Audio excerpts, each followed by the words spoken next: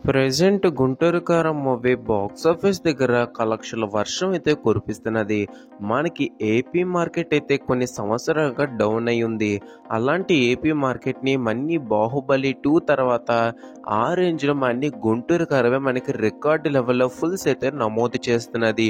మనకి AP market బానే ఉన్నా పక్కన హైదరాబాద్ మార్కెట్ చూసుకుంటే ఫుల్స్ అనేవి చాలా తక్కువ పడుతున్నాయి. దానికి రీజన్ ఏంటంటే ఏపీలో కంటే తెలంగాణలో టికెట్ రేట్ అనేది చాలా ఎక్కువ. ఎంతలా అంటే ఒక సింగిల్ స్క్రీన్‌కి ఒక టికెట్ 250, అది ఏపీలో చూసుకుంటే 155, 175 అలా ఉంటుంది. కాబట్టి మనకి ఈ రేంజ్‌లో డిఫరెన్స్ అయితే వస్తున్నది. మనకి ఫ్రైడే నుండి ఎలాగో 'గుంటూరు కారం' టికెట్ ప్రైస్‌లు అయితే తగ్గించబోతున్నారు. అది అందరికీ తెలిసిన విషయమే. ఒక 1 వీక్ పాటు ఎక్కువ ప్రైజెస్ ఉంటాయి.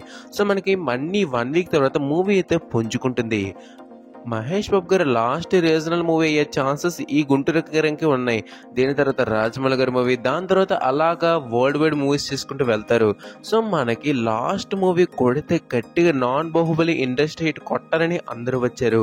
కానీ ఈ మూవీ ఫ్లాప్ ఏదైతే టాక్ వచ్చిందో అది గట్టి దెబ్బ తీసిందని చెప్పుకోవాలి. ప్రెజెంట్ మనకి 'గుంటూరు కారం' 65% రికవర్ అయితే చేసింది. మనకి ఇంకా చేస్తే మనకి సూపర్ హిట్ టాక్ దాకా మనకి మూవీ అయితే లాంగ్ రన్ ఉంటుంది.